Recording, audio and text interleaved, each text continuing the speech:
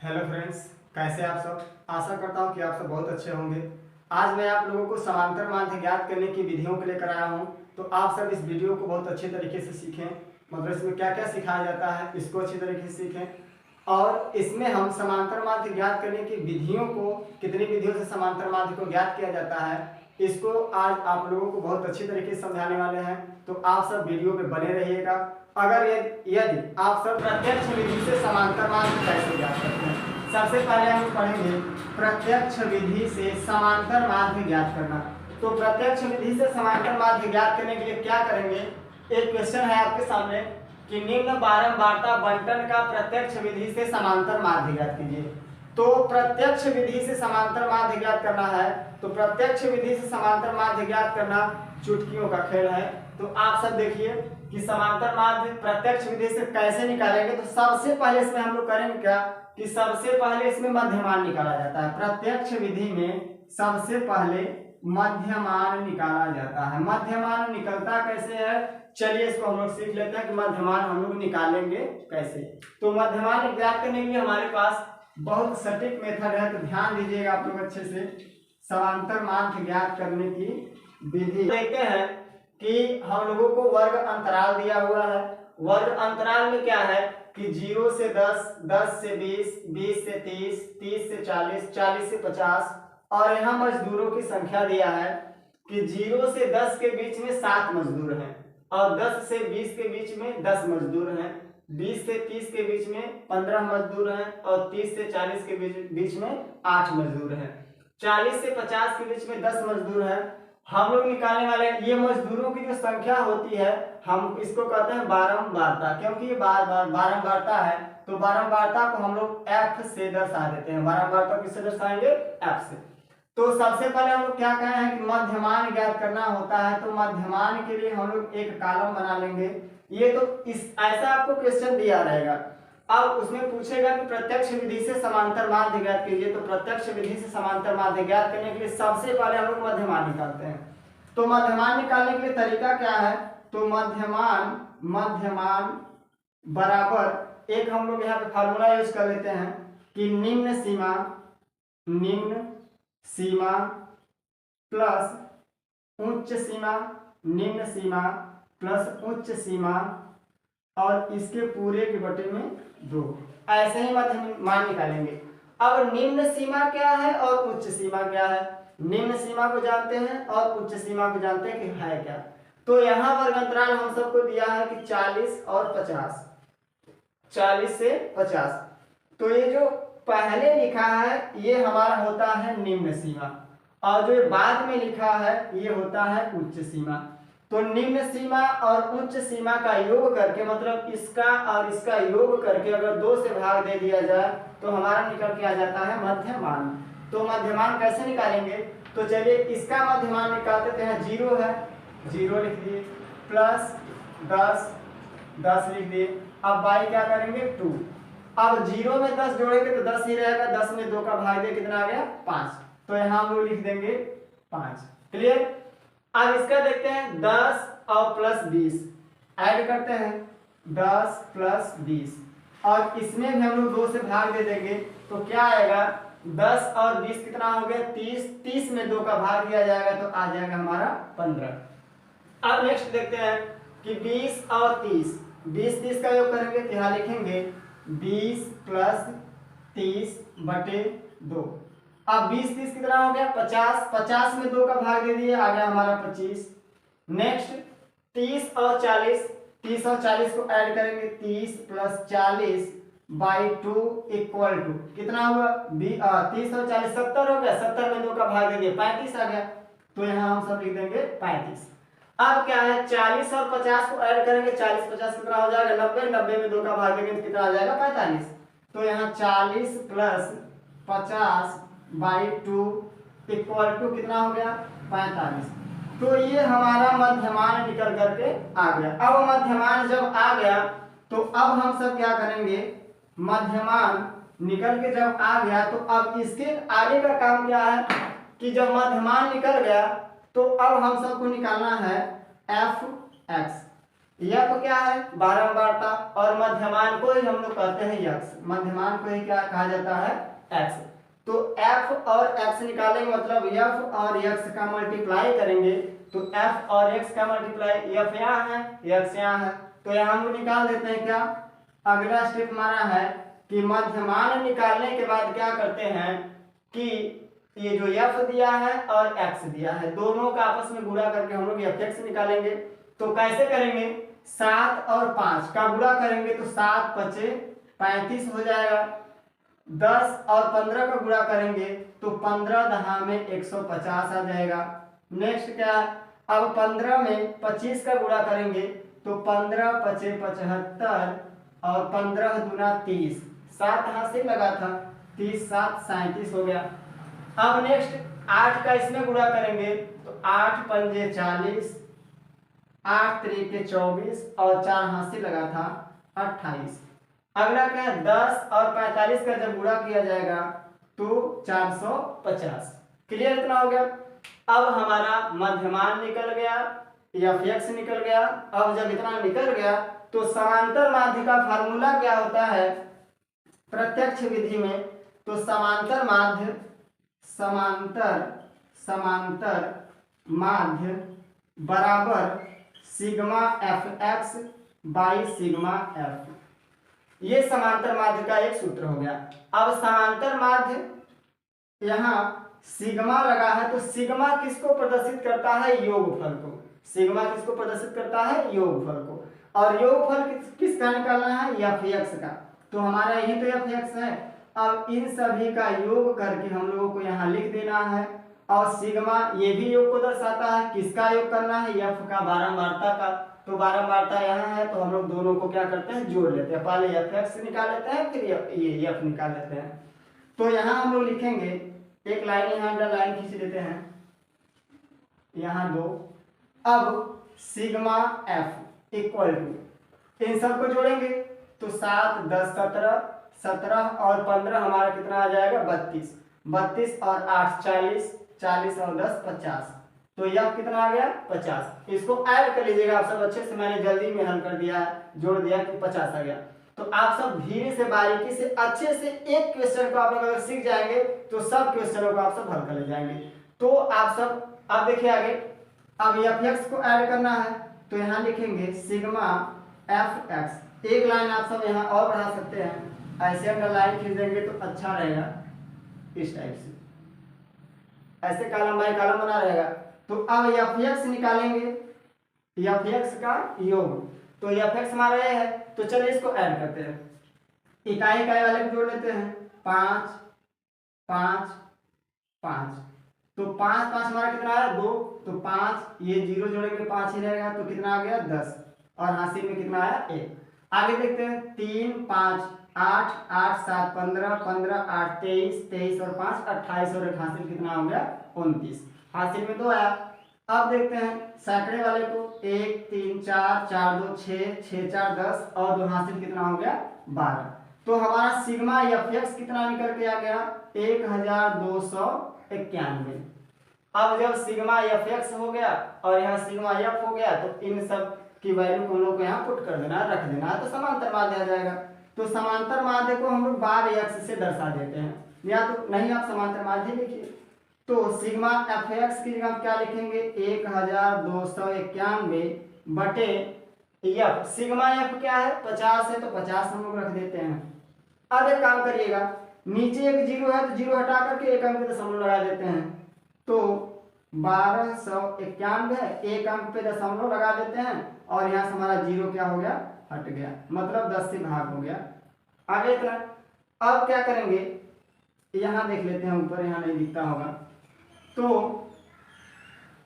Bar x equal to 1291 और बटे में 50 है। अब हम क्या कहें कि 0 को हटा करके एक अंक पे दशमलव लगा देंगे तो आसानी रहेगी भाग देने में। तो भाग देते हैं, 5 दूना 10, 2 बचा, 29 हो गया, 5 छके 30 नहीं जाएगा, 5 पंजे 25, बचा कितना? 4। पॉइंट बढ़ा लिए तो आ गया हमारे पास 41, तो 5 8 40 और 5 दूना 10। तो हमारा आंसर निकल के आ गया 25.82। तो चलिए अब हम लोग नेक्स्ट विधि को जान लेते हैं। ये तो हमारा प्रत्यक्ष विधि से समांतर माध्य कैसे ज्ञात किया जाता है, आप सब इसको सीख चुके। अब नेक्स्ट विधि को हम लोग देखते हैं। प्रत्यक्ष विधि तो हो गया, अब आता है हमारा कल्पित माध्य विधि। तो कल्पित माध्य विधि को सीख लेते हैं। ध्यान से आप लोग वीडियो में बने रहिएगा। करना क्या है, तो इसमें मध्यमान तो पिछले की तरह निकल ही जाएगा, मध्यमान निकालना है। तो मध्यमान को हम लोग ऐसे रखे रहते हैं। उसी क्वेश्चन को, सेम क्वेश्चन को लिए हैं और उसी क्वेश्चन को हम लोग आगे हल करने वाले हैं कल्पित माध्य विधि से समांतर माध्य ज्ञात करना। तो मध्यमान तो निकलेगा ही। अब हम लोग इसमें नया क्या करते हैं, तो नया इसमें हम लोग विचलन निकालते हैं। इसमें क्या निकाला जाता है, विचलन। तो विचलन ज्ञात करने के लिए कल्पित माध्य से हम लोग निकालेंगे विचलन। तो कल्पित माध्य क्या है, ध्यान दीजिएगा थोड़ा। कल्पित माध्य, कल्पित माध्य हम लोग कहाँ पाएंगे, तो विचलन का क्या है, एक तो सूत्र यूज कर लेते हैं, d equal to X minus A. d equal to X minus A. विचलन ज्ञात करने के लिए, विचलन ज्ञात करने के लिए क्या करेंगे कि x माइनस ए। यक्स तो आप सब जान ही रहे हो कि यक्स क्या है। तो यक्स हमारा देख रहे हैं मध्यमान है, ये क्या है, यक्स। लेकिन इसमें ए क्या है, यही ए हमारा कल्पित माध्य है। अब कल्पित माध्य कहाँ से पता करेंगे, तो कल्पित माध्य हम लोग को पता हो जाएगा कैसे, कि जो बारंबारता दिया हुआ है इसके मध्य में जो आएगा वही हमारा क्या हो जाएगा, कल्पित माध्य ए।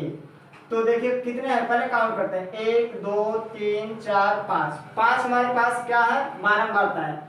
अब इसके बीच में जो आएगा, बीच में तो यही आएगा, तो जो बीच में आएगा हमारा वही क्या हो जाएगा, कल्पित माध्य ए।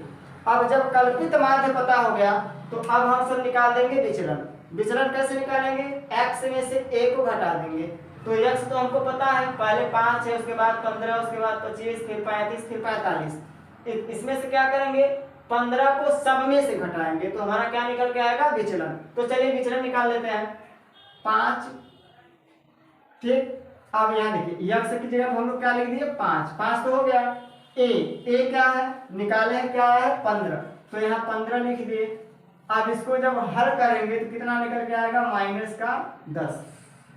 अब नेक्स्ट में 15 माइनस, अगला 15 है तो 15 लिख दिए माइनस। अब ए वहीं रखना, ए को बार बार ही 15 रखना है, तो 15 यहाँ लिख दिए, तो ये हमारा आ गया 0। अब क्या करेंगे, अगला है हमारा है 25। 25 माइनस 15 इक्वल टू कितना आ जाएगा, 10।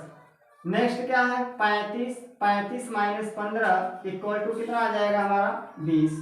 अगला क्या है 45। 45 में से 15 को लेस कर देंगे, घटा देंगे, तो आ जाएगा आपका 30।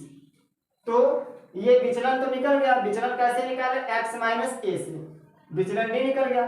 जब विचलन निकल गया अब हम सब क्या करेंगे, यहाँ निकालेंगे एफ डी। जैसे उसमें आप लोग क्या किए थे, एफ एक्स निकाले थे, अब क्या निकालना है, एफ डी। अब एफ डी निकालेंगे तो एफ कहाँ है, एफ कहाँ है, एफ तो हमारा यहाँ है, और डी कहाँ है, डी तो ये सब है, 10 0 10 20 30, ये क्या है, एफ डी है। तो चलिए अब एफ डी निकालते हैं। तो क्या करेंगे, एफ और डी का क्या करेंगे, गुणा करके यहाँ लिखेंगे। तो हमारे पास एफ कितना है 7 और डी कितना है माइनस का 10, गुणा कर लिए तो कितना हो गया माइनस का 70। क्लियर। अब 10 फिर क्या है 0, 10 में 0 को गुणा करेंगे तो आ जाएगा 0। अगला क्या है 15। 15 में किसका गुणा करेंगे, 10 का, तो 15 दहा में 150 हो गया। अगला क्या है 8 और 20। 20 में 8 का गुणा करेंगे तो 20 अट्ठा 160। क्लियर। अब क्या है 10। 10 में किसका गुणा करेंगे, 30 का, तो 10 में 30 का गुणा करेंगे कितना निकल के आ जाएगा आपका 300। जब इतना हो गया तो अब हम लोग क्या करेंगे कि कल्पित माध्य विधि से समांतर माध्य ज्ञात कर रहे हैं, तो अब कल्पित माध्य का एक फार्मूला यूज करेंगे। जैसे समांतर माध्य ज्ञात किए थे उसमें कि पदों का योग बटे पदों की संख्या लेकर के, तो एच टू आपका वैसे ही रहेगा। बस क्या करना है, यहाँ हम लोग लिखेंगे माध्य बराबर ए क्या है, कल्पित माध्य, बस सिग्मा एफ डी और बाई सिग्मा एफ, इसी का यूज करेंगे। ए की जगह पर क्या लिख देंगे 15, और यहाँ एफ डी सिग्मा है, तो सिग्मा आप लोगों को बताए हैं कि सिग्मा योग को दर्शाता है, और योग को किसको दर्शा रहा है, एफ डी का योग। तो एफ डी तो हमारे पास ही है, अब हम लोग क्या करेंगे, इसका योग कर लेंगे। तो चलिए योग कर लेते हैं, योग। तो यहाँ लिखेंगे sigma f d equal to, चलिए ऐड करते हैं। तो पॉजिटिव पॉजिटिव वाले को पहले जोड़ लो, माइनस वाले को, जो निगेटिव वाला है उसको घटा लेते हैं। तो 300, 400, 500 और 50 और 60 कितना हो गया, 110। तो 3, 4, 5 और एक 610। 610 में क्या करेंगे, 70 को लेस कर देंगे। तो 610 में जब 70 को हम लोग घटा लेंगे तो निकल के आएगा 4, 5, 540। ठीक, तो 540 आपके पास क्या आ गया, एफ डी। तो यहाँ लिख देते हैं 540। अब क्या है, सिग्मा एफ, एफ का योग। एफ हमारा क्या है, ये है, और निकला है 50 आया है। तो अब हम लोग यहाँ रख करके क्या करते हैं, उसको हल कर लेते हैं। तो चलिए ए कितना है 15, 15 को यहाँ रख देते हैं 15 प्लस सिग्मा एफ डी कितना आया 540, सिग्मा एफ कितना है 50 रख दिए। अब आप लोग जीरो से जीरो को कैंसिल कर सकते हैं, भिन्न का जोड़ तो आता ही है। अब यहाँ समांतर माध्य को बताया थे आपको बार एक्स से प्रदर्शित कर देना है। तो चलिए 15 और 5 का गुणा करते हैं, मतलब भिन्न का जोड़ कर रहे हैं, तो इसका इसमें गुणा करेंगे तो 15 पचे 75 प्लस इसका गुणा इसमें करेंगे तो 54 एकम 54 बटे 5 एकम 5। तो बार x इक्वल टू 5 और 4 9, 7 5 12 और बटे में आपका आ गया 5। अब इसको हल कर लेते हैं, तो 5 दूना 10, 2 बचा 29 हो गया। अब 5 छक्के 30 हो जाएगा, लेकिन नहीं 5 पंजे 25, तो आपके पास 4 बचा। अब पॉइंट ले लिए तो कितना हो गया 40, 5 आठे 40। तो आपका समांतर माध्य निकल के आ गया 25.8। तो कल्पित माध्य विधि से समांतर माध्य आप लोगों को ज्ञात करने आ गया, प्रत्यक्ष विधि से भी आ गया। आंसर सेम आ रहा, उसमें भी 25.8 आया था और इसमें भी 25.8 ही आया है। अब हम सब सीखेंगे अगला जो हमारा है पद विचलन विधि से समांतर माध्य ज्ञात करना। तो चलिए देख लेते हैं पद विचलन विधि से समांतर माध्य को कैसे ज्ञात करेंगे। तो अब नेक्स्ट हम लोग जानते हैं कि पद विचलन विधि से समांतर माध्य ज्ञात करना। आप लोग 2 विधियों को सीख चुके, अब तीसरी विधि जो है पद विचलन विधि से समांतर माध्य ज्ञात करना। अब पद विचलन विधि से समांतर माध्य कैसे ज्ञात करेंगे, तो आप सबको कुछ नहीं, बस एक एक स्टेप बढ़ाना है। जैसे आप लोगों को पीछे पढ़ा चुके कल्पित माध्य और प्रत्यक्ष विधि। पहले प्रत्यक्ष विधि बताए थे, जितना काम किए, उसके बाद आपको कल्पित माध्य विधि एक स्टेप बढ़ाए थे। अब क्या है, पद विचलन विधि से एक स्टेप और बढ़ा देना है। जितना काम किए बस एक स्टेप और बढ़ाना है। तो करना क्या है, आप सब तो विचलन तक तो निकाले थे, अब एक काम और करना है आप लोगों को। अब आप सबको u निकालना है। u कैसे निकालेंगे, जो आपका विचलन d आया था d बटे h से, h क्या है, तो आप लोगों को क्या निकालना है u कैसे निकालेंगे d बाई h से। अब d पता ही है विचलन है, h क्या है, h को हम लोग कहते हैं वर्ग माप। अब वर्ग माप कैसे है, ये जो आपका अंतर आ रहा है 0 से 10 के बीच में कितने का अंतर है, 10 का अंतर है, 10 से 20, 20 से 30, 30 से 40, 40 से 50, तो इसमें अंतर कितने का आ रहा है 10 का। तो वहीं आपका क्या हो जाएगा वर्ग माप। वर्ग माप को हम लोग कहते हैं h। तो u निकालेंगे, u कैसे निकालेंगे, d बटे h से। d आपको पता है -10, 0, 10, 20, 30, d पता है, h भी पता हो गया। h कितने का है, 10 का अंतर है, तो 10 रख के हम लोग हल कर लेंगे। तो चलिए u निकालते हैं, तो u निकालेंगे तो यहाँ क्या करेंगे d बटे h। तो d क्या है -10 है, -10 को लिख देते हैं। अब h कितना था 10, डिवाइड कर लिए कितना आ गया -1, तो -1 लिख दिए। क्लियर। अगले वाले को अब क्या करना, d हमारे पास क्या है 0 है, अब 0 में फिर 10 का भाग देंगे कितना आ जाएगा 0, 0 हो गया। अब क्या है 10, 10 में फिर वही वर्ग माप 10 का भाग दिए कितना आ गया 1 लिख दिए। अब क्या है 20, 20 में फिर 10 का भाग देंगे कितना आ जाएगा 2, 30 आ गया, 30 में फिर 10 का भाग देंगे कितना आ जाएगा 3। तो आपका u निकल के आ गया। बस एक लाइन और चेंजिंग करना है यही कि u निकालना है। u कैसे निकालते हैं? आसान तरीका, d निकाल करके वर्ग में आपका भाग दे देंगे, u आ जाता है। जब u आ जाए आपका, जब u आ गया तो अब जैसे आप सब fx निकाले थे, fd निकाले थे, अब आप सब fu निकालोगे। fu निकाल देते हैं, चलिए आसान है। f कहाँ है? यहाँ है 7, u कहाँ है? ये है u -1। अब क्या करना है? हम लोग को fu निकालना है, f और u। क्लियर? तो fu निकालने के लिए क्या करेंगे? f और u का मल्टीप्लाई करके लिख देंगे। तो चलिए लिखते हैं, 7 का -1 में गुणा करेंगे तो -7, 10 का 0 में गुणा करेंगे 0, 15 का 1 में गुणा करेंगे 15, 8 का 2 में गुणा करेंगे 16। अब आ गया आपका 10, 10 का गुणा 3 में करेंगे तो कितना आ जाएगा? 30। बस हो गया।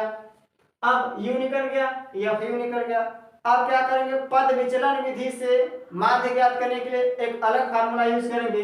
तो आपको उस फार्मूले को यहां देख लेते हैं।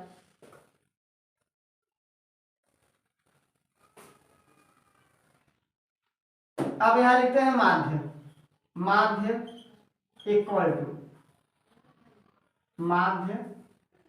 तो माध्य का सूत्र है a प्लस पद विचलन विधि से sigma fu by sigma f into h।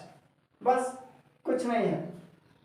a तो पता ही आपको है, a निकाले हो 15, 15 रख दिए प्लस सिग्मा fu। अब हम लोग को क्या करना है? सिग्मा fu निकाल लेना है। सिग्मा fu, सिग्मा बार बार बता रहे हैं कि योग को दर्शाता है। किसके योग को दर्शा रहा है? fu के योग को। तो fu का हम लोग को क्या करना है? योग करना है। तो चलिए 30 और 16 46 हो गया, 46 और 15 हमारा आ गया 61, 61 में 7 घटा लेंगे तो कितना बच जाएगा? 61 में 7 घटा लीजिए, 61 माइनस 7 तो आपका 4, यहाँ आ गया 54। तो fu आपके पास निकल के कितना आया? 54। क्लियर? अब क्या है? सिग्मा f तो आप निकाले ही हो 50 है। अब क्या करेंगे? भाग दे देंगे, ध्यान दीजिए। तो 54 बटे सिग्मा f कितना आया है? 50। क्लियर? अब इनटू h कितने का? अंतर कितने का था? 10 10 का। तो 10 पचे 50 कट गया, बचा कितना? 15 प्लस 54 बटे में क्या बचा? 5। अब भिन्न का जोड़ जैसे हल करते हैं वैसे हल कर देंगे। देखिए इधर, तो इसका गुणा इसमें, फिर इसका गुणा इसमें, नीचे का नीचे। तो 15 का 5 में गुणा करेंगे तो 15 पचे 75। आपका ये क्या निकल के आ रहा है? 12x समांतर माध्य, समांतर माध्य। तो चलिए 15 पचे 75 हो गया प्लस अब 54 का 1 में गुणा करेंगे तो 54 एकम 54। क्लियर? अब बटे 5 एकम 5। अब क्या करेंगे? 15 पचे 75 करना चाहिए तो 15 लिखा गया। क्लियर? तो 15 और 54 को अब हम लोग जोड़ेंगे यहाँ पर।